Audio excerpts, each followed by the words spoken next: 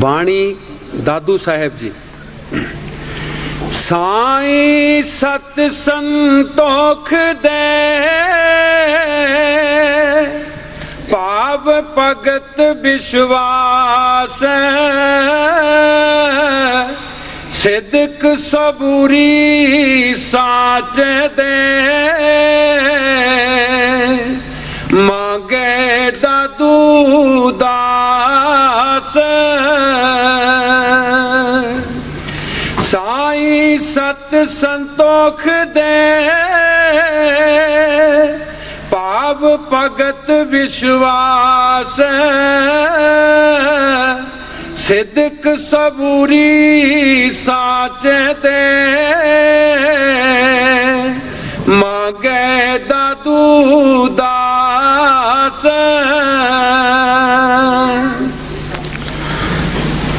ये बाणी दादू साहब दी है। दादू साहब जी बड़े कमाई वाले फकीर होए है। उन्हां दी बाणी बड़ी ला धड़क है।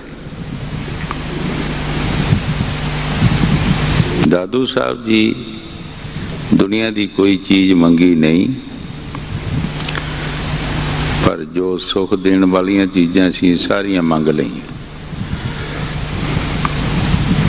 सब तो पहला दादू साहब जी फरमाउंदे है कि है साईं मैनू सत दे।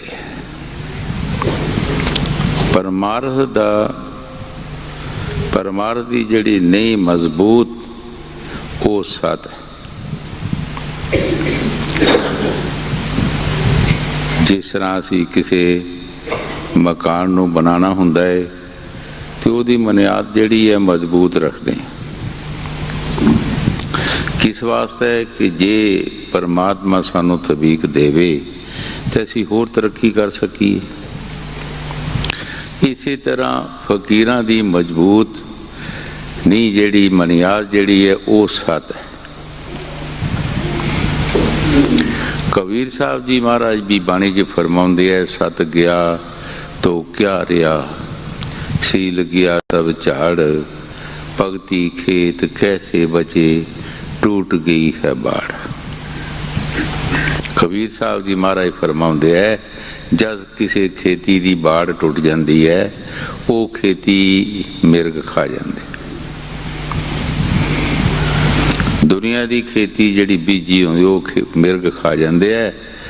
इस तरह जदों इस जीव की वो खेती अंदरली कमाई है जदों वो सत बाढ़ टुट गई तो कमाई खाधी गई। दादू साहब जी बाणी विच फरमा रहे हैं कि है साईं है मेरे मालिक मैनू सत दे। नाल उन्हां सत दे संदोख मंगे। साईं सत संदोख दे भगत भाव विश्वास सिदक सबूरी सांच दे मंगे दादू दास। सारियां चीज़ां जिहड़ियां परमार्थ दे लैक सियां जिन्हां दे नाल असी परमार्थ कमा सकते हैं, जिन्हां चीज़ां नाल असी सुख लै सकते हैं वो दादू साहब ने मंग ली, पर दुनिया की कोई चीज़ नहीं मंगी। दादू साहब जी दे विच वो शक्ति सी। एक बार दादू साहब दे पास कोई 5-4 बंदे नाम लैन वास्ते गए, पर दादू साहब जी नूं उन्हें देखा नहीं सी, सिर्फ तारीफ सुन के चला गए। ते दादू साहब जी सुबह सुबह का टाइम सी, बाहर लोटा लिया पानी का तो बाहर अंदर जा रहे सन। वो चारे बंदे जिहड़े सी मिल पे ते दादू साहब जी नंगे सिर सन। उन्होंने कहा कि सानू सगन चंगा नहीं होया। उन्हें दादू साहब नूं जुत्तियां मारियां, जुत्तियां मारियां कि सगन चंगा नहीं होया, सगना बंदा सानू मिलिया है ਪਿਛਲੇ ਜ਼ਮਾਨੇ ਦੇ ਵਿੱਚ ਲੋਕ ਬਹੁਤ ਵਿਚਾਰ ਕਰਦੇ ਹੁੰਦੇ ਸੀ। ਕਿਸੇ ਵੀ ਕੰਮ ਨੂੰ ਕਿਸੇ ਨੇ ਜਾਣਾ ਤੇ ਨੰਗੇ ਸਿਰ ਜਾਂ ਖਾਲੀ ਕੜਾ ਜਾਂ ਟੋਕਰੀ ਖਾਲੀ ਮਿਲੇ ਤੇ ਬਹੁਤ ਵਿਚਾਰ ਕਰਦੇ ਹੁੰਦੇ ਸੀ। ਦਾਦੂ ਸਾਹਿਬ ਜੀ ਚੁੱਪ ਕਰਕੇ ਸੋਚਿਆ ਦਾਦੂ ਸਾਹਿਬ ਨੇ ਕਿ ਗਾਹਕ ਤੇ ਮੇਰੀ ਦੁਕਾਨ ਦੇ ਨੇ, ਪਰ ਇਹਨਾਂ ਨੂੰ ਪਤਾ ਨਹੀਂ। ਦਾਦੂ ਸਾਹਿਬ ਜੀ ਪਗਡੰਡੀ ਰਸਤੇ ਆਪਣੇ ਘਰ ਜਲਦੀ ਚਲੇ ਗਏ। ਉਹ ਪਿੰਡ ਦੇ ਵਿੱਚੋਂ ਪੁੱਛਦੇ ਪਛਾਣਦੇ ਆਏ ਕਿ ਦਾਦੂ ਸਾਹਿਬ ਦਾ ਘਰ ਕਿੱਥੇ ਹੈ। ਜਦੋਂ ਦਾਦੂ ਸਾਹਿਬ ਦੇ ਘਰ ਆਏ ਤੇ ਆਵਾਜ਼ ਮਾਰੀ ਤੇ ਦਾਦੂ ਸਾਹਿਬ ਜੀ ਅੰਦਰੋਂ ਨਿਕਲੇ ਤੇ ਉਹਨਾਂ ਨੇ ਆਦਰ ਮਾਣ ਕੀਤਾ, ਬੁਲਾਇਆ, ਬੈਠੋ ਜੀ, ਬੜੇ ਆਦਰ ਨਾਲ ਬਿਠਾਇਆ। ਜਦੋਂ ਉਹਨਾਂ ਬੰਦਿਆਂ ਨੇ ਦੇਖਿਆ ਕਿ ਇਹ ਤੇ ਬੰਦਾ ਉਹੋ ਹੀ ਹੈ ਜਿਸ ਨੂੰ ਅਸੀਂ ਜੁੱਤੀਆਂ ਮਾਰੀਆਂ, ਅਸੀਂ ਤੇ ਇਸ ਨੂੰ ਗੁਰਦੇਵ ਬਣਾਉਣਾ, ਇਹਦੇ ਪਾਸੋਂ ਅਸੀਂ ਨਾਮਦਾਨ ਲੈਣਾ ਹੈ, ਇਹ ਅਸੀਂ ਬਹੁਤ ਬੜੀ ਗਲਤੀ ਕੀਤੀ ਹੈ। ਜਿਉਂ-ਜਿਉਂ ਆਦਰ ਮਾਣ ਕਰਨ ਤੇ ਉਹ ਸ਼ਰਮਿੰਦੇ ਹੁੰਦੇ ਜਾਣ, ਉਹ ਸ਼ਰਮਿੰਦੇ ਹੁੰਦੇ ਜਾਣ। ਆਖਰ ਦਾਦੂ ਸਾਹਿਬ ਨੇ ਉਹਨਾਂ ਨੂੰ ਕਿਹਾ ਕਿ ਭਾਈ ਤੁਸੀਂ ਇੰਨੇ ਸ਼ਰਮਿੰਦੇ ਨਾ ਹੋਵੋ, ਤੁਸੀਂ ਜੋ ਕੁਛ ਕੀਤਾ ਚੰਗਾ ਕੀਤਾ। ਇੱਕ ਟਕੇ ਦਾ ਬਰਤਨ ਲੈਣ ਵਾਸਤੇ ਕੋਈ ਮਿੱਟੀ ਦਾ ਜਾਂਦਾ ਹੈ ਬਾਜ਼ਾਰ ਤੇ ਉਹ ਵੀ ਉਸ ਨੂੰ ਟਣਕਾਉਂਦਾ ਹੈ ਕਿ ਪੱਕਾ ਹੈ ਕਿ ਕੱਚਾ ਹੈ,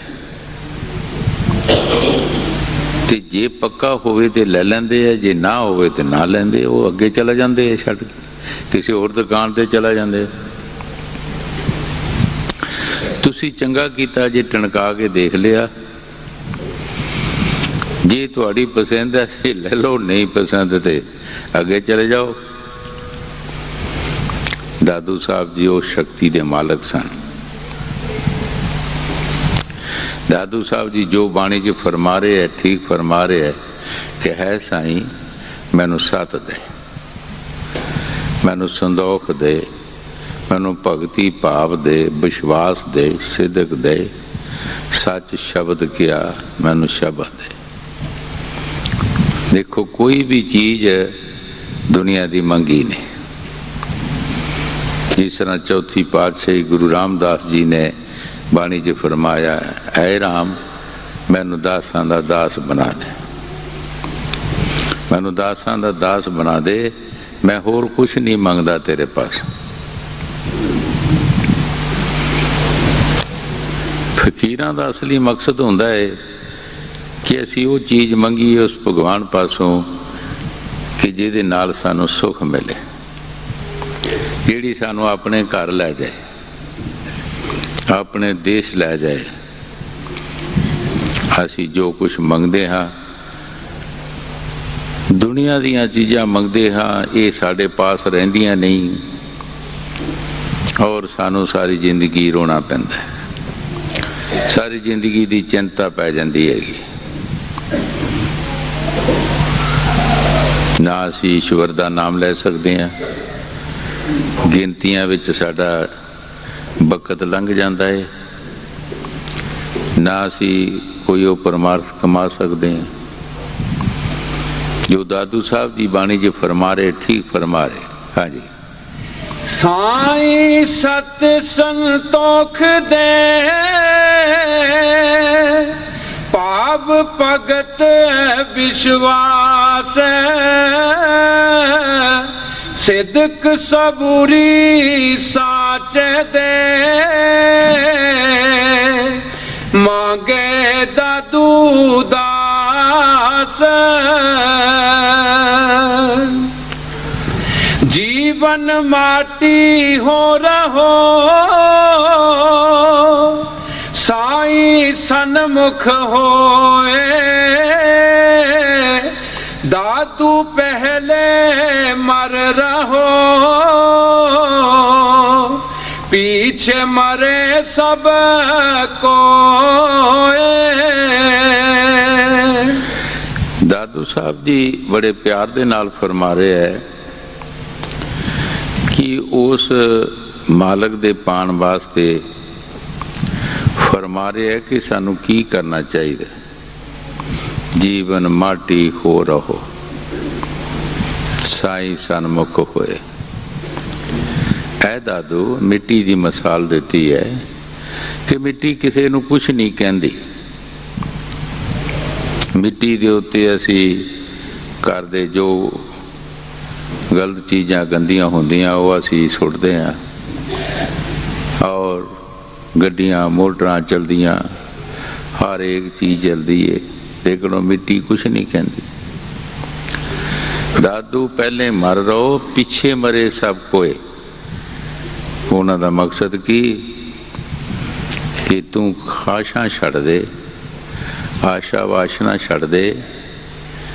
जब तू ये खाशां छड़ देगा तू दुनिया वालों मर गया और तेरे पीछे मरे सब कोई। ये तरीका उस मालक दे पान दा। कबीर साहब जी महाराज दी माता ने कहा, ऐ कबीर तरना बुनना छड़ दिता। ऐ कबीर तरना बुनना छड़िया और हर का नाम बसा लिया शरीर। तरने बुनने नू छड़ दिता तू, हर का नाम तू शरीर च बसा लिया। तरना बुनना साडा दुनिया दा, असी तमाम तरना बुनने विच फसे है। कोई बंदा खाली नहीं, ना साडा ये मुकदा है ना साड़ी जान छुटदी है। मैं कई बार अगे दस्या है कि असी इस चीज़ नू पूरा करते ही दुनिया तो चला जाते हैं। एक फकीर ने फरमाया कि दुनिया की चादर ऐसी है, जे तुसी सिर खटो तो पैर नंगे है, जे पैर खटो तो सिर नंगा। ये पूरी होंदी नहीं और असी इस नू पूरी करदियां दुनिया तो चला जाने। लेकिन ये पूरी ना हुई, ना किसी कीती, ना होनी। जो महापुरख बाणी जी फरमाउंदे है ठीक है। ऐ दादू तू मिट्टी हो जा। फरीद साहब ने मिट्टी का भी कदर किया। फरीद साहब जी फरमाउंदे है, खाख नू ना रदिए निंदिए खाख जेड़ा ना कोए। जिउंदियां पैरां थले मोयां उपर होए। ऐ फरीद इस खाक नू भी तू नहीं निंद, ये भी काम देगी,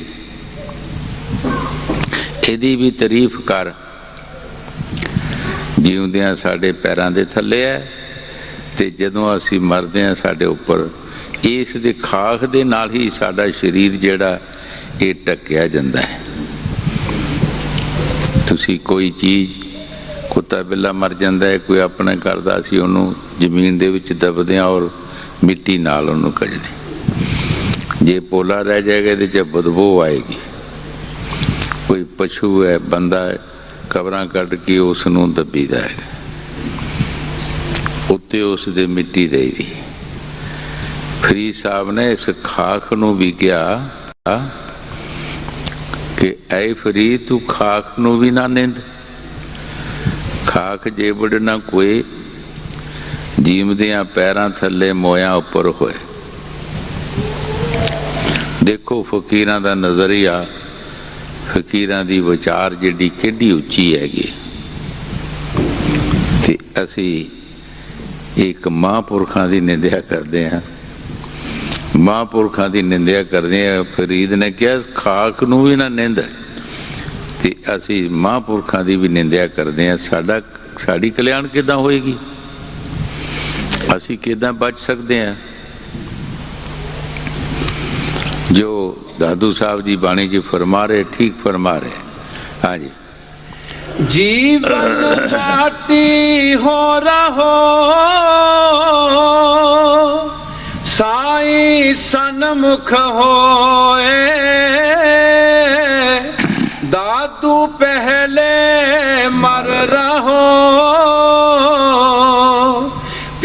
पीछे मरे सब कोए। दादू दावा दूर कर निर्दावे दिन काट केते सौदा कर गए पंसारी के हाट। दादू साहब जी जो फरमा रहे ठीक फरमा रहे है। दावा कहते है हंकार माननो ते असी हर एक इंसान किसी न किसी चीज़ का हंकार करते हैं। कोई हंकार सज्जना मित्रां का करता है, कोई परिवार का करता है, कोई दौलत माया का करता है, कोई अपनी अकल शकल का करता है। ते दादू साहब जी फरमा रहे है कि ऐ दादू तू दावा ना कर, किसी भी चीज़ का दावा ना कर, बगैर दावे दिन कट। जिस चीज़ का भी तू दावा करता है पहला उसनू जजमेंट करके ये क्या तेरे साथ जाएगी या तेनों कोई फायदा देगी, तेनों कोई फायदा दे सकती है, कोई तेरी मदद करेगी। कई बार दस्या कि एक शाहूकार सी, उस दे पास 4 करोड़ रुपया सी। 4 करोड़ रुपया सी जिहड़ा उसने कमा के जमीन च दबिया ते उसने कदी किसी गरीब का हथ नहीं वटाया, अपने शरीर नूं भी सुखी नहीं रखिया, अपने शरीर ते भी नहीं खर्चिया कदी, और कदी किसी राह रस्ते ते नहीं लगाया। जदों आखिर समा उसदा आया तो जमदूत आ गए। उन्होंने जमदूतों ने फड़ लिया, उसनू कुट मार करना शुरू की। हुण वो सोचता है कि ये डाकू मेरे घर आ गए, ये डाकू आ गए है तो चलो इन्हों थोड़ी माया बिचों दे देंगे, हाँ ये मैनू छड़ देणगे। शाहूकार कहता है भाई इस तरह करो, तुसी 1 करोड़ मेरे पासों रुपया ले लो ते मैनू छड़ दो। उन्हें साह लैके ते फिर उसनू कुटिया।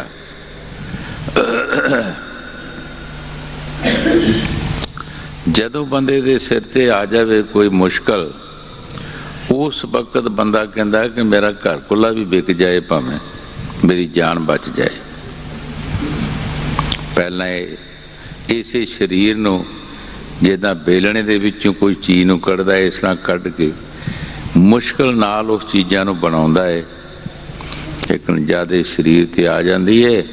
फिर ये कहता है कि सब कुछ दिता जाए तो शरीर बच जाए। फिर उन्होंने कुटिया, जिसले कहन लगा इस तरह करो तुसी मैनू मारो ना, 2 करोड़ रुपया तुसी ले लो ते मैनू छड़ दो। हुण देखो मार मार के मोह तोड़ रहे है। जिस तरह साडा एक कोई दरख्त की मिसाल ले लो, दरख्त खड़ा होंदा है तो छोटियां छोटियां जड़ां उसदियां आसे पासे छाइयां होंदियां ने। अगर वो जड़ां ना होण तो दरख्त खड़ा नहीं रह सकता। तो जदों किसी ने उस दरख्त नूं कटना है तो उस दियां पहलां जड़ां कट्टियां जांदियां ने, उस दे गिराण वास्ते जड़ां की जरूरत है, जड़ां कट्टणियां ने। इसे तरह साडे मोह नूं तोड़ रहे। फिर उन्होंने साह लैके थोड़ा फिर उसनूं कुटमार की। फिर वो कहता भाई इस तरह करो, मेरे पास 4 करोड़ रुपया है, एक तुसी रहन दो तो 3 लै जाओ। वो वास्ते यही भी मेरे डाकू आए, ये नहीं पता कि जमदूत है। उन्होंने फिर उन्होंने थोड़ी रेस्ट दी। फिर उसनूं पकड़ के उन्हें कुटमार की। फिर सोचदा कि इनू सारी माया दे दईए, जान बच जाए, किते मंग छुप के या मजदूरी करके खा लवांगा। मैं क्या मेरे पास भाई 4 करोड़ रुपया है, ये तुसी सारा ही लै लो, मेरी जान छड्ड दो। वो जमदूत कहते हुण नहीं असीं तैनूं कुछ भी कहते, होर तैनूं कुछ नहीं कहते, असीं जमदूत हाँ, तेरी रूह आत्मा नूं लैण वास्ते आए हैं। पर तेरा मोह जिहड़ा सी वो इन्हां पैसिਆਂ विच माया विच फसिया सी, तू इहनूं छड्डदा नहीं सी। असीं कुट मार करके तेरा मोह इहदे चों छुड़ाया, हुण असीं तैनूं लै जाना है। कहंदा मैं हुण चले जाना दुनिया तो? जमदूतां ने कहा हाँ तू चले जाना, असीं लैण आए तैनूं, कुछ थोड़ी बहुती छुट्टी देंदे हो कि मैं इस माया नाल थोड़ी बहुती गल कर लवां। कहंदे कर लो। जिथे माया उसने दबी सी जमीन विच, उत्थे जाके कहंदा हे माया देख मैं तैनूं किस तरह कमाया सी, और मैं किसी राह रस्ते ते नहीं तैनूं लाया, अपने शरीर ते भी नहीं कदी खर्चिया, बड़े दुखी हो के मैं तैनूं कमाया। आज मैं दुनिया तो चलिया, तू मेरी थोड़ी बहुती मदद कर। उतों आवाज आई कि ओ पापिया तू साडे अखां तो दूर हो जा, साडे कोलों दूर हो जा, तू बहुत पापी दुष्टी है। जद ही असीं तेरे घर आए तू सानू हवा ही नहीं लवाई, तू ऐसा सानू जमीन दे थले रखे, सानू हवा ही नहीं दुनिया की लवाई। तेरी असी गवाही देवांगे, तैनू कोर नरक विच सुटिया जाए, ये तेरी गवाही देवांगे। हुण दादू साहब जी जो बाणी जी फरमा रहे है, ठीक फरमा रहे है।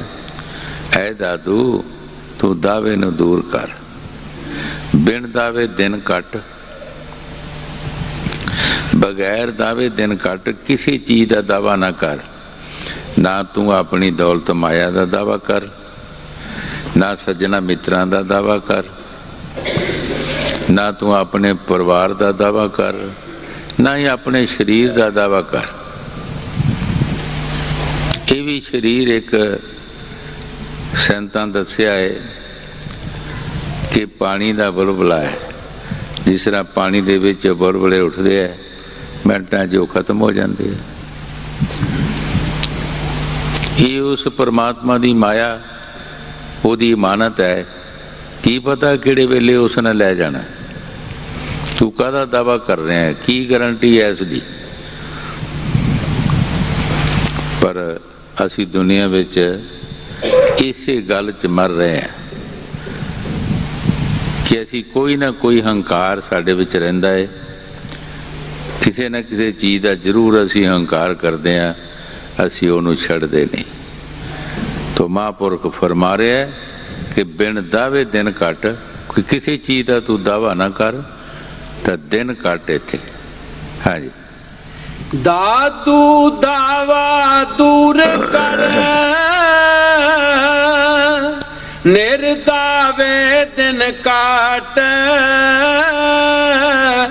केते सौदा कर गए पंसारी के हाट। इस संसार नो दादू साहब ने एक पंसारी का हट दस्या है कि भाई ये पंसारी का हट, जिस तरह पंसारी की दुकान होती है, उत्थे कई सौदा लै जाते हैं, कई लैन आते हैं। वो हट उस तरह बनया रहिंदा है।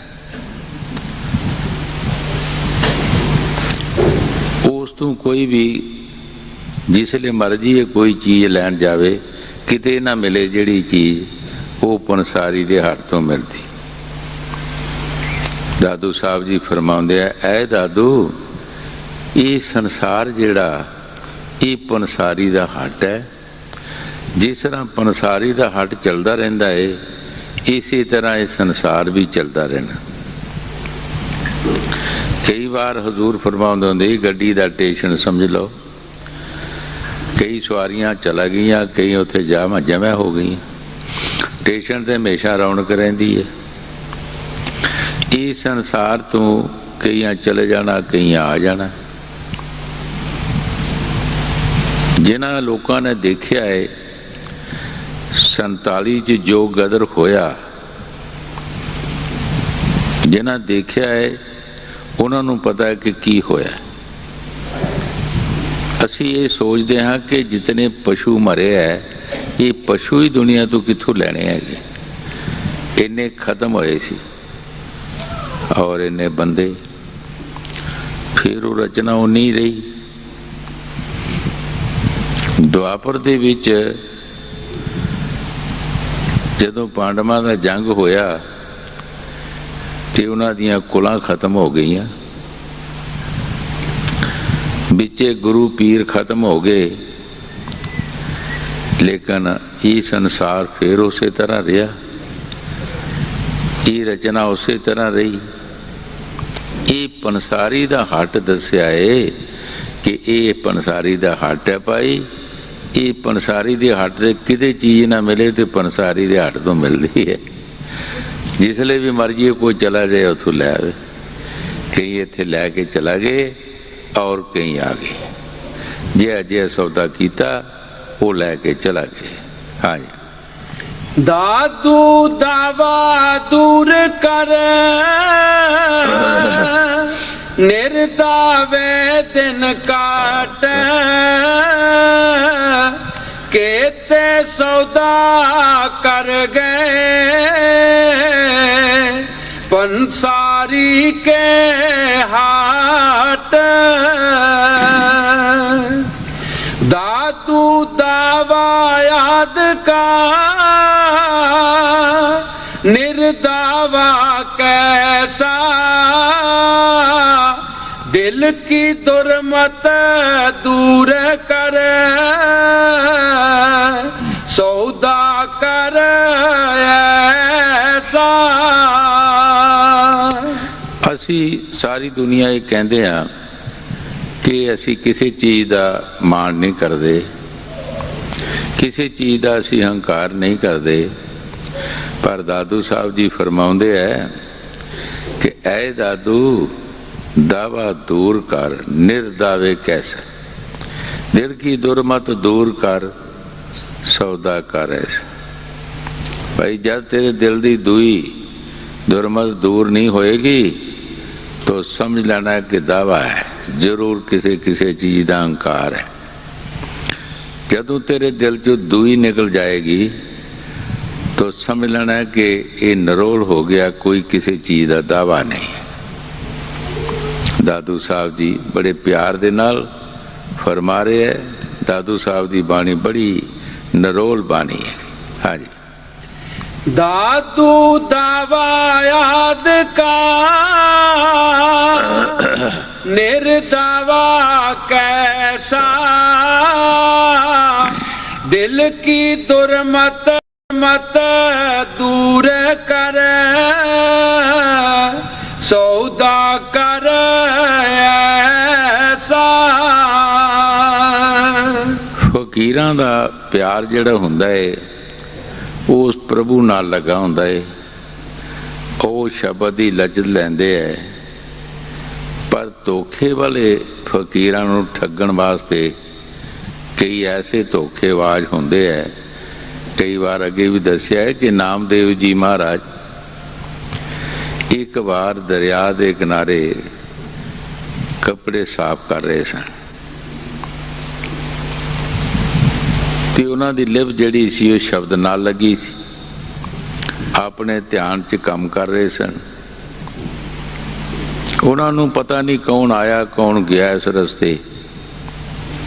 एक राही आया, उसने उहदे पास लागे कपड़े खोले अपने ते लक चों थैली खोली रुपइयां दी पिछले जमाने दे विच ਉਹ थैलियां लम्मी लम्मियां बणियां ਹੁੰਦੀਆਂ ਸੰਟਾਂ ਉਹਨਾਂ ਨੂੰ ਡੋਰਾਂ ਜਿਹੀਆਂ ਪਾ ਕੇ ਤੇ ਲੱਕ ਨਾਲ ਬੰਨ ਲੈਂਦੇ ਕਿਉਂਕਿ ਭਾਰੇ ਹੁੰਦੇ ਹੀ ਪੈਸੇ। ਉਹ ਕੱਪੜਿਆਂ ਦੇ ਉੱਤੇ ਰੱਖੀ। ਇੱਕ ਸਾਧੂ ਵੀ ਨਾਮਦੇਵ ਦੇ ਲਾਗੇ ਹੀ ਆ ਕੇ ਉਹਨੇ ਆਸਨ ਵਿਛਾਇਆ ਤੇ ਉੱਥੇ ਅੱਖਾਂ ਮੀਟ ਕੇ ਬੈਠ ਗਿਆ। ਸਾਧੂ ਦੇਖਦਾ ਰਿਹਾ। ਜਦੋਂ ਉਸਨੇ ਪਾਣੀ ਦੇ ਵਿੱਚ ਡੁਬਕੀ ਮਾਰੀ ਤੇ ਸਾਧੂ ਫਟਾਫਟ ਉੱਠਿਆ ਤੇ ਉਹ ਵਾਸਨੀ ਜਿਹੜੀ ਥੈਲੀ ਸੀ ਰੁਪਈਆਂ ਦੀ ਉਹ ਚੁੱਕ ਕੇ ਆਪਣੇ ਆਸਣ ਥੱਲੇ ਰੱਖ ਲਈ ਤੇ ਅੱਖਾਂ ਮੀਟ ਕੇ ਫੇਰ ਬਹਿ ਗਿਆ। ਹੁਣ ਜਿਸ ਵਕਤ ਉਹ ਨਹਾ ਕੇ ਬਾਹਰ ਆਇਆ ਬੰਦਾ, ਉਹ ਕੱਪੜੇ ਲਾਉਣ ਲੱਗਾ, ਉਸਨੂੰ ਥੈਲੀ ਨਾ ਲੱਭੀ।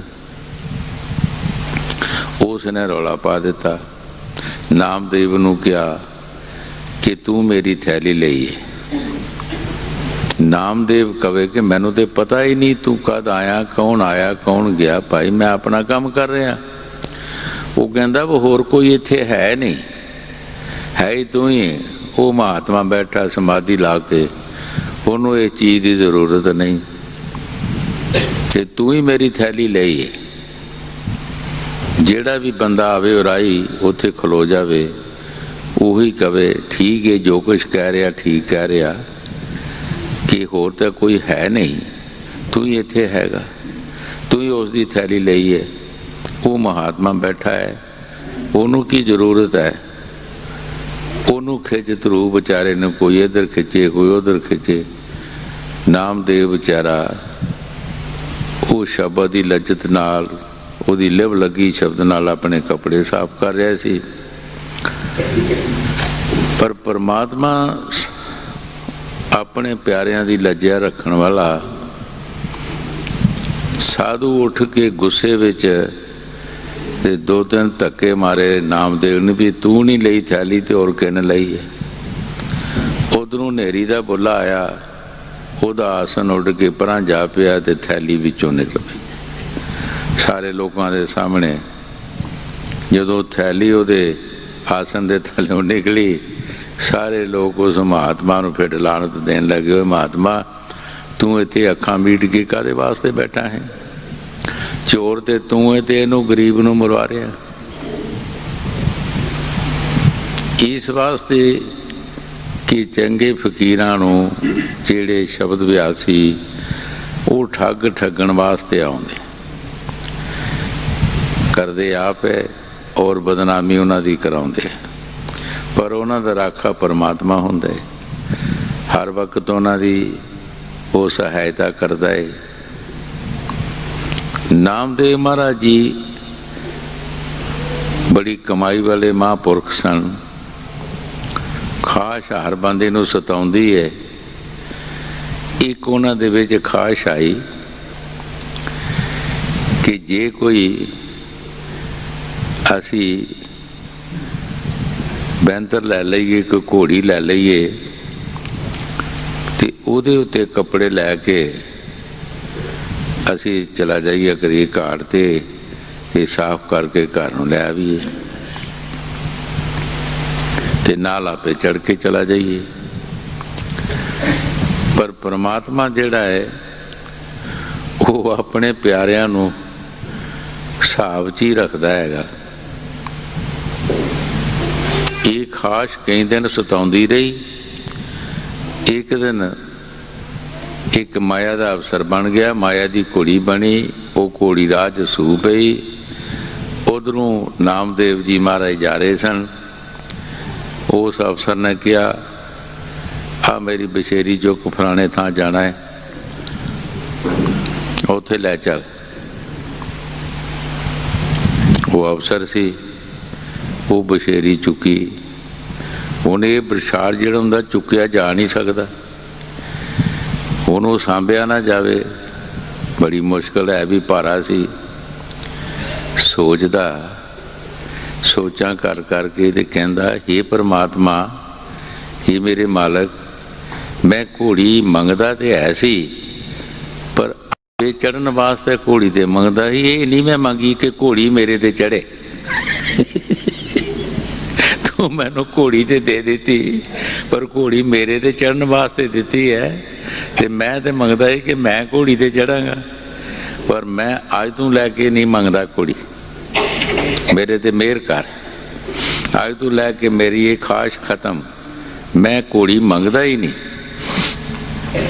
जदों दिलों मन्निया पई मैं मंगदा नहीं, ते ना घोड़ी रही, ना बछेरी रही, ना अफसर रहा। वो बचाया, परमात्मा बचाउंदा है कि अपने प्यारिਆਂ ਨੂੰ वो बचाउंदा। कई बार अगे भी दस्या है कि एक फकीर दा सिख सी, उस सिख ने कहा कि महाराज मैनू दुनिया की ऐशो अशरत दसो। उस फकीर ने कहा बेटा दुनिया की ऐशो अशरत जिहड़ी है ये दुख है, ये दुख है, तू ऐशो अशरत नाम जप। पर अंदर फुरना आ गया, बारों बार कवे कि महाराज मैनू दुनिया की ऐशो अशरत दसो। महात्मा चला गया। रात के समय उस महात्मा ने ऐसी ओदी सुरत नूं खिंचिया, एक कटंजा का देश सी, उत्थे चला गया। एक घर जाके पैदा होया। जदों पैदा होया खुशियां होईयां, जवान होया ब्याह शादी हुई, फिर खुशियां होईयां, फिर ओदे बाल बच्चा होया, फिर खुशी हुई, फिर प्लेग दी बीमारी आई तो सारे मर गए, फिर गमी आ गई, कोई ना रहा, कला रह गया। हुण सोचदा है कि किसी शहर बाजार भी जाके मैं मजदूरी करके किते रोटी खा लवांगा, गुजारा करांगा। एक शहर सी नज़दीक, उत्थे चला गया, पर उस शहर का राजा मर चुका सी। पिछले जमाने च हुंदा है कि जब कोई किसी नूं लिखत पढ़त करके ना देवे तो सुबह सुबह हाथी शंगार के शहर विच फिरदे हुंदे सी, जिहड़ा सुबह मत्थे लग जाए उस नूं राजा बना देना। उधरों वो सवेरे सवेरे ही शहर च जा रहा सी, उधरों वो हाथी लैके आ रहे सी, उन्हें फड़ के हाथी ते चढ़ लिया, राजा बना लिया। फिर खुशी हो गई। जदों राजा बन गया तो उन्हां कटंजां दे देश विच काल पै गया। वो जलूस की शक्ल विच सारे लोग इकट्ठे होए तो शहर में चला गए भी चलो असी जलूस करते हैं, कोई राजे नूं कुछ ना कुछ सानू कोई फायदा होगा, कोई देणगे। जदों उसने बारी राहें बाहर देखा तो एक उसका गुआढ़ी सी, उसने देखा ये तो मेरा गुआढ़ी है राजा जिहड़ा, ये मेरे गुआढ़ रहिंदा रहा। उन्हें पछाण लिया, पर उसने अख का इशारा दिता भी तू ना ना लई मेरा। पर गल चलती चलती चल पई, पता लग गया कि कटंज है। वजीरां दवाना ते राणियां ने पूछया किसी जोशदी नूं कि असीं इहदे नाल रहिंदे रहे हां कटंज नाल, ते सानू कोई पाप तो नहीं लगया, साडा किदां उद्धार होएगा। उसने उन्होंने दसिया कि तुसीं इस तरह करो कि एक बालन इकट्ठा करो, चिखा बनाओ, उहदे विच सारे ही सड़ जाओ, फिर तुहाडा उद्धार होएगा। उन्होंने इसी तरह किया। तो उस राजे ने भी सोचा भी लोग किसी ने पूछा भी क्यों मरे है, कहन लगे जी ये तुहाडे वास्ते मरे। कहंदा मेरे वास्ते मरे है, हाँ चलो मैं इन्हां वास्ते मर जांदा हाँ। उन्हें भी उसे चिखा विच जाके छाल मारी तो भी मर गया। ये सुपना जाने सुत्तियां सुत्तियां ही सारा काम हो रहा। जदों जाग आई तो उन्होंने सब कुछ लभन दिया कि कित्थे मैं पैदा होया, कितना मेरा खुशियां हुईयां, कितनी गमी आई। ट्राई करने वास्ते चला गया उस देश दे विच कि मैं देखा तो सी भी गल ठीक है। जदों देखदा तो वही थे, उन्होंने लभदा अपना जिथे रहिंदा सी। ਤੇ ਗੁਆਂਢੀ ਵੀ ਵਾਕਫ ਲੱਭਣ ਤੇ ਪੁੱਛਿਆ ਉਹਨਾਂ ਨੂੰ, ਭਾਈ ਇੱਥੇ ਪਹਿਲੇ ਰਹਿੰਦਾ ਕੌਣ ਸੀ? ਕਹਿਣ ਲੱਗੇ ਵੀ ਇੱਥੇ ਫਲਾਣਾ ਬੰਦਾ ਰਹਿੰਦਾ ਸੀ। ਤੇ ਫਿਰ ਕੀ ਹੋਇਆ? ਕਹਿੰਦੇ ਪਲੇਗ ਦੀ ਬਿਮਾਰੀ ਆਈ, ਉਹਦਾ ਸਾਰਾ ਪਰਿਵਾਰ ਜਿਹੜਾ ਸੀ ਮਰ ਗਿਆ। ਉਹਨੂੰ ਸਬੂਤ ਹੋ ਗਿਆ ਸਾਰਾ ਕਿ ਵਾਕਿਆ ਮਰਿਆ ਵੀ ਐਸੀ, ਸਾਰਾ ਮਰ ਗਿਆ। ਫਿਰ ਉਹ ਇੱਕ ਸ਼ਹਿਰ ਵਿੱਚ ਚਲਾ ਗਿਆ, ਉੱਥੇ ਉਹ ਰਾਜਾ ਬਣ ਗਿਆ। ਫਿਰ ਉਹ ਰਾਜਾ ਜਿਹੜਾ ਸੀ, ਬਾਕੀ ਵਜ਼ੀਰ ਦੀਵਾਨ ਤੇ ਰਾਣੀਆਂ ਸਭ ਚਿਖਾ ਵਿੱਚ ਜਲ ਕੇ ਮਰ ਗਈਆਂ ਤੇ ਉਹ ਰਾਜਾ ਵੀ ਉੱਥੇ ਮਰ ਗਿਆ। ਹੁਣ ਸਾਰਾ ਰਾਜੇ ਨੂੰ ਜਾਨੇ ਉਸ ਨੂੰ ਸ਼ਹਿਰ ਵਿੱਚ ਜਾ ਕੇ ਵੀ ਸਾਰਾ ਸਬੂਤ ਲਿਆ ਤੋ ਸਭ ਕੁਝ ਲੱਭਿਆ ਵੀ ਇੱਥੇ ਮੈਂ ਰਿਹਾ, ਇਹਨਾਂ ਮਹੱਲਾਂ ਵਿੱਚ ਰਿਹਾ, ਇੱਥੇ ਸੜਿਆ, ਸਭ ਕੁਝ ਉਸ ਨੂੰ ਲੱਭਾ। ਫਿਰ ਆਪਣੇ ਮੁਰਸ਼ਿਦ ਨੂੰ ਪੁੱਛਦਾ ਕਿ ਮਹਾਰਾਜ ਮੈਨੂੰ ਦੁਨੀਆ ਦੀ ਐਸ਼ੋ ਅਸ਼ਰਤ ਦੱਸੋ। ਮੁਰਸ਼ਿਦ ਨੇ ਕਿਹਾ ਅਜੇ ਕੋਈ ਕਸਰ ਰਹਿੰਦੀ ਹੈ? ਮੁਰਸ਼ਿਦ ਨੇ ਕਿਹਾ ਬੇਟਾ ਕੋਈ ਕਸਰ ਰਹਿੰਦੀ ਹੈ? ਇਹੋ ਐਸ਼ੋ ਅਸ਼ਰਤ ਜਿਹੜੀ ਤੂੰ ਦੇਖ ਲਈ ਹੈ ਕਿ ਤੂੰ ਇੱਕ ਜਗ੍ਹਾ ਤੇ ਜਾ ਕੇ ਪੈਦਾ ਹੋਇਆ। ਜਦੋਂ ਤੂੰ ਪੈਦਾ ਹੋਇਆ ਤੇਰੀਆਂ ਖੁਸ਼ੀਆਂ ਹੋਈਆਂ, ਢੋਲ ਢਮੱਕੇ ਵੱਜੇ, ਫਿਰ ਤੇਰੀ ਸ਼ਾਦੀ ਹੋਈ, ਫਿਰ ਖੁਸ਼ੀ ਹੋਈ, ਫਿਰ ਤੇਰੇ ਘਰ ਔਲਾਦ ਹੋਈ, ਬਾਲ ਬੱਚਾ ਹੋਇਆ, ਫਿਰ ਖੁਸ਼ੀਆਂ ਹੋਈਆਂ, ਫਿਰ ਉਹ ਮਰ ਗਏ, ਫਿਰ ਗਮੀ ਆ ਗਈ। ਫਿਰ ਤੂੰ ਰਾਜਾ ਬਣਿਆ, ਫਿਰ ਤੂੰ ਮਰ ਗਿਆ। ਪਹਿਲਾਂ ਰਾਜਾ ਬਣਿਆ, ਖੁਸ਼ੀ ਹੋਈ, ਫਿਰ ਮਰ ਗਿਆ, ਫਿਰ ਗਮੀ ਆ ਗਈ। ਇਹੀ ਦੁਨੀਆ ਦੀ ਐਸ਼ੋ ਅਸ਼ਰਤ ਹੋਰ ਕੀ ਹੈ? ਕੋਈ ਕਸਰ ਤੇ ਨਹੀਂ ਰਹੀ ਹੈ। ਮੁਰਸ਼ਿਦ ਨੇ ਉਸ ਨੂੰ ਬਚਾਉਣ ਵਾਸਤੇ ਸਭ ਕੁਝ ਸੁਪਨੇ ਦੇ ਵਿੱਚ ਭੁਗਤਾ ਦਿੱਤਾ ਕਿ ਇਹੀ ਦੁਨੀਆ ਦੀ ਐਸ਼ੋ ਅਸ਼ਰਤ ਹੈ, ਦੁੱਖ ਔਰ ਸੁੱਖ। ਇਹ ਸਹਿਜੋ ਬਾਈ ਨੇ ਵੀ ਫਰਮਾਇਆ ਬਾਣੀ ਦੇ ਵਿੱਚ ਕਿ ਜਿਸ ਤਰ੍ਹਾਂ ਲੋਹੇ ਦੀ ਸੰਨੀ ਲੋਹਾਰ ਦੀ ਹੁੰਦੀ ਹੈ, ਇਸ ਤਰ੍ਹਾਂ ਸਹਿਜੋ ਦੁਨੀਆ ਦੇ ਦੁੱਖ ਤੇ ਸੁੱਖ ਨੇ ਕਿ ਜਦੋਂ ਉਹ ਕਿਸੇ ਸੰਦ ਨੂੰ ਲੋਹੇ ਨੂੰ ਫੜਦਾ ਹੈ ਲੋਹਾਰ ਉਸ ਸਨੀ ਦੇ ਨਾਲ, ਤੇ ਜਦੋਂ ਉਹ ਤਪ ਜਾਂਦੀ ਹੈ ਉਹਨੂੰ ਪਾਣੀ 'ਚ ਸੁੱਟ ਦਿੰਦਾ, ਪਾਣੀ 'ਚ ਡੋਬ ਲੈਂਦਾ, ਠੰਡੀ ਕਰ ਲੈਂਦਾ, ਪਾਣੀ 'ਚ ਠੰਡੀ ਕਰਕੇ ਫਿਰ ਉਸ ਅੰਗੀਠੀ 'ਚ ਪਾ ਦਿੰਦਾ, ਫਿਰ ਉਹ ਅੱਗ ਵਰਗੀ ਹੋ ਜਾਂਦੀ, ਹੱਥ ਜਦੋਂ ਨਹੀਂ ਪੈਂਦਾ ਫਿਰ ਠੰਡੀ ਕਰ ਲੈਂਦਾ। ਐ ਸਹਿਜੋ ਇਹ ਦੁਨੀਆ ਦਾ ਦੁੱਖ ਔਰ ਸੁੱਖ। ਐਸਾ ਜੋ ਦੁਨੀਆ ਵਿੱਚ ਇਸ ਤਰ੍ਹਾਂ ਰਹੋ ਜਿਸ ਤਰ੍ਹਾਂ ਮੁੱਖ ਦੇ ਵਿੱਚ ਜੀਵ ਹੈ।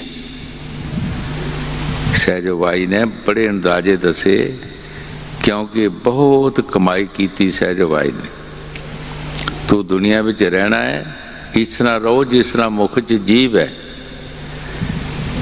ਜੀਵ ਦੇਖੋ ਖਾਣੇ ਨੂੰ ਬਲ ਕੇ ਦੰਦਾਂ ਦੇ ਥੱਲੇ ਲਿਆਉਂਦੀ ਹੈ ਲੇਕਿਨ ਆਪ ਨਹੀਂ ਆਉਂਦੀ। ਸਾਰੇ ਖਾਣੇ ਨੂੰ ਵਲ ਕੇ ਦੰਦਾਂ ਥੱਲੇ ਲਿਆਉਂਦੀ ਹੈ। ਦੰਦਾਂ ਦਾ ਕੰਮ ਹੈ ਕਿ ਬਰੀਕ ਕਰਨਾ ਖਾਣੇ ਨੂੰ। ਖਾਣੇ ਦਾ ਸਵਾਦ ਤਦ ਹੀ ਬਣਦਾ ਹੈ ਜਦੋਂ ਖਾਣਾ ਬਰੀਕ ਹੁੰਦਾ ਹੈ। ਜੇ ਖਾਣਾ ਬਰੀਕ ਨਾ ਹੋਵੇ ਤਾਂ ਉਹਦਾ ਕੋਈ ਸਵਾਦ ਨਹੀਂ ਹੁੰਦਾ। ਜਦੋਂ ਉਹ ਬਰੀਕ ਹੋ ਜਾਂਦਾ ਹੈ ਤੇ ਫਿਰ ਜੀਭ ਜਿਹੜੀ ਆਪਣੇ ਤੇ ਲੈ ਆਉਂਦੀ ਹੈ, ਉਸ ਦਾ ਜਾਇਕਾ ਜਿਹੜਾ ਸਵਾਦ ਉਹ ਫਿਰ ਜੀਭ ਦੱਸਦੀ ਹੈ।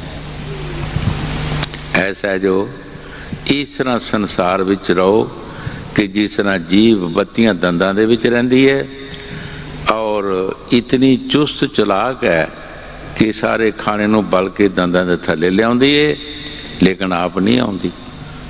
ਜੇ ਬਾਈ ਚਾਂਸ ਕਿਤੇ ਦੰਦ ਲੱਗ ਵੀ ਜਾਏ ਤੇ ਇਹਨੂੰ ਨਾਨਕੇ ਚੇਤੇ ਆ ਜਾਂਦੇ ਆ ਬੰਦੇ ਨੂੰ। ਬਾਈ ਚਾਂਸ ਲੱਗ ਜਾਏ ਤਾਂ ਇਸ ਤਰੀਕੇ ਨਾਲ ਸਹਿਜੋ ਬਾਈ ਕਹਿੰਦੀ ਹੈ ਕਿ ਸੰਸਾਰ 'ਚ ਰਹੋ, ਰਹਿਣਾ ਇਸ ਦੁਨੀਆ ਵਿੱਚ ਹੈ। ਦੇਖੀ ਕਿਤੇ ਇਸ ਦੁਨੀਆ ਦੇ ਕਾਬੂ ਨਾ ਆ ਜਾਈ, ਇਹਦੇ 'ਚ ਮਿਕਸ ਨਾ ਹੋ ਜਾਈ। ਜੇ ਇਹਦੇ ਵਿੱਚ ਮਿਕਸ ਹੋ ਗਿਆ ਤੇ ਬਸ ਫਿਰ ਗਿਆ, ਫਿਰ ਨਹੀਂ ਬਚ ਸਕਦਾ। ਇਤਨਾ ਚੁਸਤ ਚਲਾਕ ਹੋ ਕੇ ਇਹਦੇ ਵਿੱਚ ਰਹਿਣਾ ਦੁਨੀਆ 'ਚ ਕਿ ਇੱਥੋਂ ਬਚ ਵੀ ਜਾਣਾ ਹੈ, ਖਾਣਾ ਵੀ ਖਾ ਜਾਣਾ ਔਰ ਵੱਜ ਵੀ ਜਾਣਾ। ਹਾਂਜੀ। दादू दावा याद का निर्दावा कैसा, दिल की दुर्मत दूर कर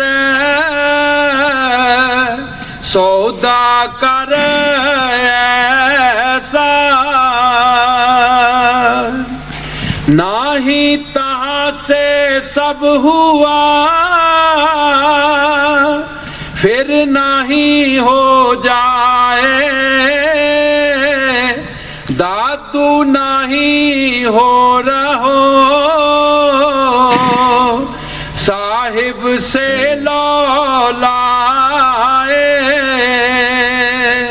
दादू साहब जी बड़े प्यार दे नाल फरमा रहे हैं कि ऐ दादू जो कुछ भी तू करना है वो ऐसे जन्म दे विच करना है, ऐसे जन्म दे विच तू कर सकता है और किसी जन्म विच नहीं तू कर सकता। जो कुछ होना हुणे होना है, इस तो बाद कुछ नहीं।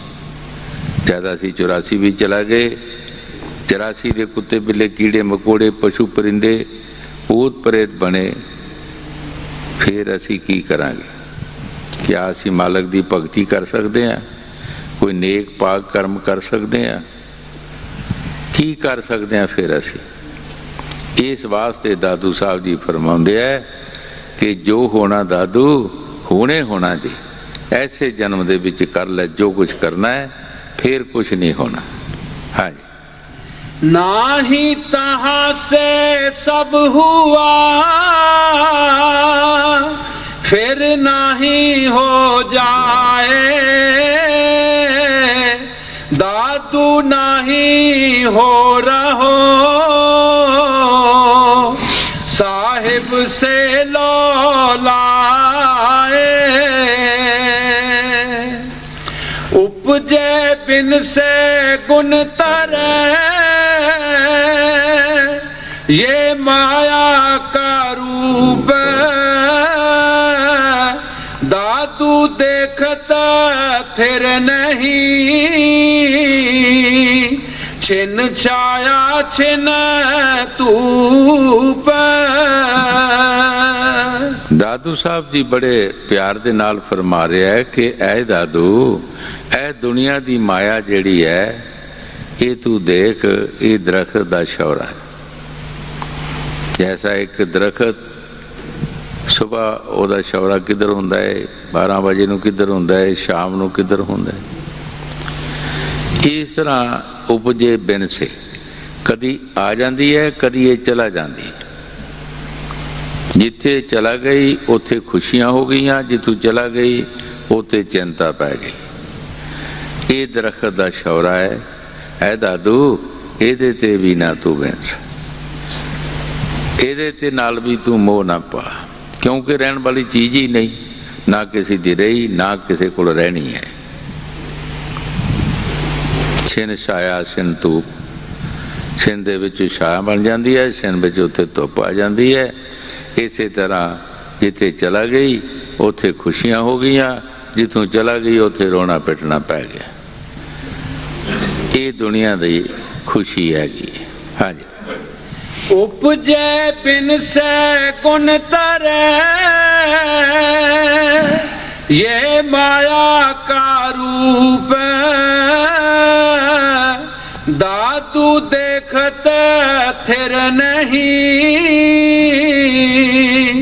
छिन छाया छिन तूप। विपत पली गुर संग में काया कसौटी दोख, नाम बिना किस काम के दादू संपत सोख। देखो महापुरखों की विचार केडी उची हैगी है। दादू साहब जी फरमा रहे ने अगर कोई विपता भी हो जाए, कोई तकलीफ भी आ जाए, पर सतगुर दा संग ना छड्डे, सतगुर दी शरण रहे, दुख भी आ जाए, अगर कोई सुख आ जाए तो नाम नहीं तो उस सुख नूं की करना है? वो सुख किस काम दा है? जिस तरह बाणी जी फरमाया, कखां की झोंपड़ी भली या हर गुणवाए गाए, आग लगे बहुत हौल रे या हर बसराए। कखां की झोंपड़ी चंगी है जिथे परमात्मा का नाम लिया जाए। जे बड़े महल मनारे होणगे तो परमात्मा का नाम नहीं होएगा तो किस काम है? की फायदा उसका? नाम जपत कन्या भली, साकत भला ना पूत, ज्यों शेरी कर मेमने, ना दूध ना मूत। महापुरखों के अंदाजे विचार बड़े उच्चे है कि नाम जपदी कन्या भी चंगी, पुत्र होएगा साकत होएगा, माड़े कर्म करता होएगा, चोरियां ठेंगे, उसका की फायदा है? जिस तरह एक बकरी के गल थले थण होंदे है, ना उहदे च दुध है ना पेशाब मूत्र है, कुछ भी नहीं है, कोई फायदा ही नहीं उन्हों का। ये हालत गुरु साहब जी फरमा रहे कि अगर विपता भी आ जाए, कोई दुख आ जाए तो सतगुर की शरण ना छुटे। भाई जे सुख आ जाएगा तो नाम नहीं पास होएगा तो की वो सुख का की फायदा है?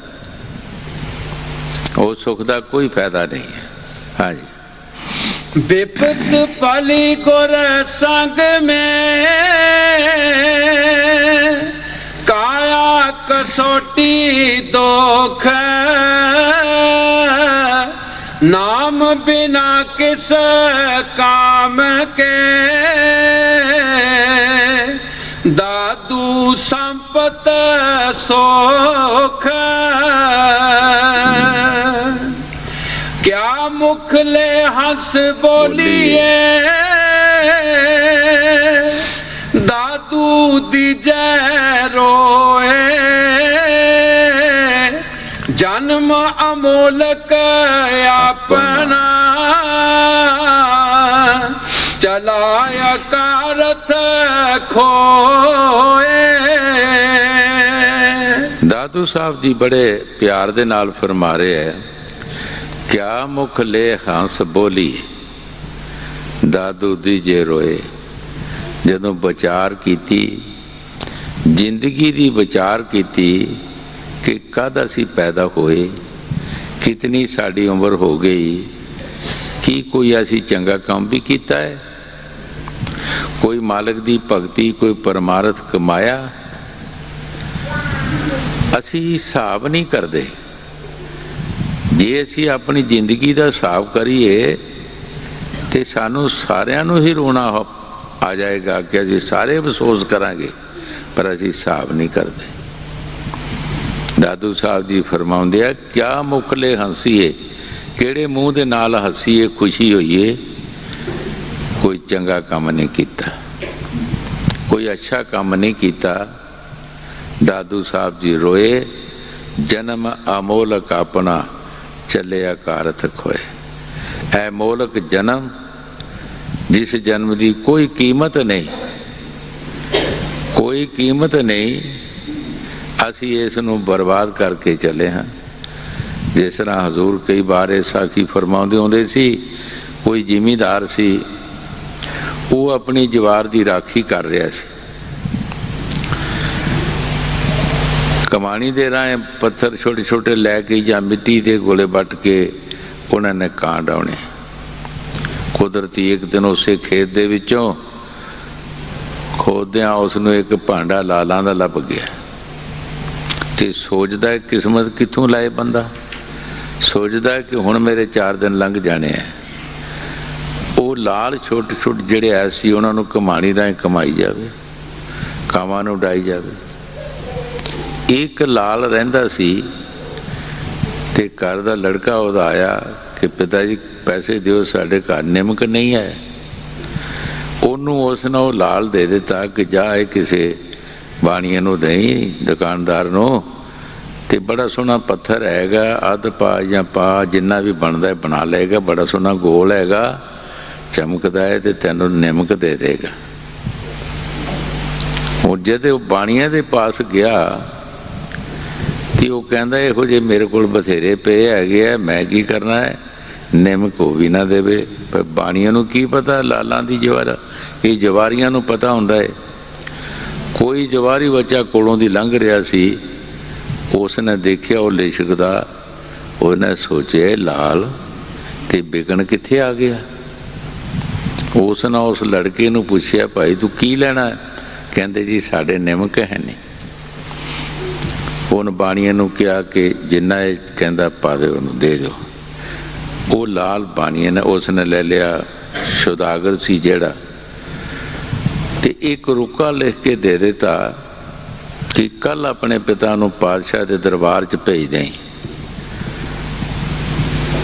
ਜਦ ਦੂਸਰਾ ਦਿਨ ਹੋਇਆ ਤੇ ਉਸ ਦਾ ਪਿਤਾ ਜਿਹੜਾ ਉਹ ਪਾਤਸ਼ਾਹ ਦੇ ਦਰਬਾਰ ਚਲਾ ਗਿਆ ਰੁਕਾ ਲੈ ਕੇ, ਤੇ ਪਾਤਸ਼ਾਹ ਨੇ ਉਸ ਨੂੰ ਕਿਹਾ ਕਿ ਭਾਈ ਸਵੇਰ ਤੋਂ ਲੈ ਕੇ ਸ਼ਾਮ ਤੱਕ ਜੋ ਕੁਛ ਵੀ ਤੂੰ ਲੈ ਸਕਦਾ ਆਪਣੇ ਘਰ 'ਚ ਲੈ ਜਾ, ਤੇ ਸ਼ਾਮ ਨੂੰ ਸਾਨੂੰ ਮਾਫੀ ਦੇ ਦੇਈਂ।